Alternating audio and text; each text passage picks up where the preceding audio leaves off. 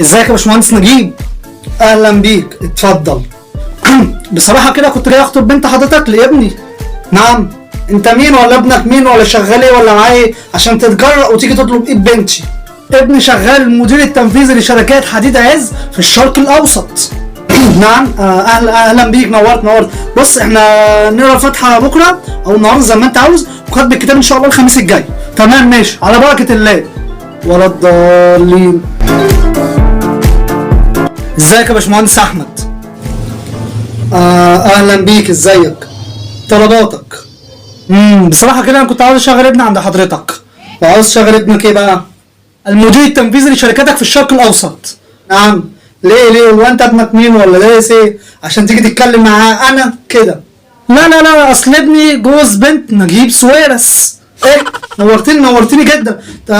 تحب تستلم الشغل امتى؟ خلاص بص، هو مش فاضي النهارده، بس لو امكن من بكره عادي. الف مبروك يا باشمهندس عمرو. يخرب بيت عقلك يا بابا، انت عملت كده ازاي؟ شغالة مش بتنام، سبب فشلنا في العلام.